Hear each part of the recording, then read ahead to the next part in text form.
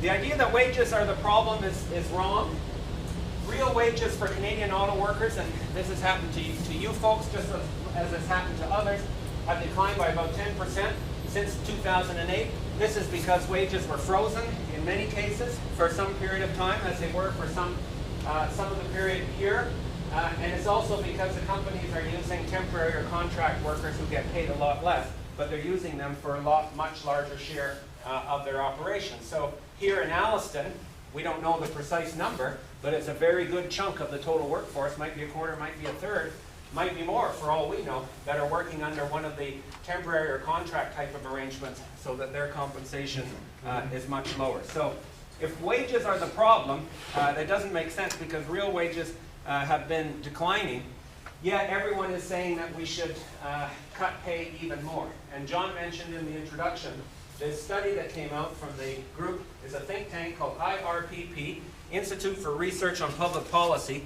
They came out with a study last month that said all auto workers, this was the interesting part, not just unionized auto workers, all auto workers in Canada should cut their wages by $10 an hour to make the plants competitive. $10 an hour is what would be required in their judgment. An auto worker should not make any more than an average wage in manufacturing. This is how they came up with the $10 an hour wage cut figure. They said a worker is a worker in essence, okay? And you shouldn't make any more in an auto plant than in any other type of auto manufacturing operation. And the government people were there lapping it up. And we did a response. They did at least invite the union to give a response as to why auto workers deserve to make the money that they make. Clearly the study, the authors of the study, who are tenured university professors sitting on their duffs in an office in Ottawa, okay, have never chased an assembly line for a week or even a shift to say that a job is a job, a worker is a worker. You shouldn't get to make any more than the average wage, which in that case would be about $20, $21 an hour. That's the average wage in all of manufacturing. We put together the evidence to show the reasons why auto work is unique. First of all is the productivity. Yes, auto wages in average are higher than average in manufacturing. Over $30 an hour on average. It's about 31 or something like that, the top rate here now, is that right? For the permanent people, and at the big three, at Detroit 3, it'd be about 34, 35, the top rate for the production workers. But do you know what the average hourly productivity of an auto worker is? When you look at the data, $162 of value added per hour in the Canadian auto industry as a whole. So the data's in here in this chart, and we've got copies if anyone wants to take it.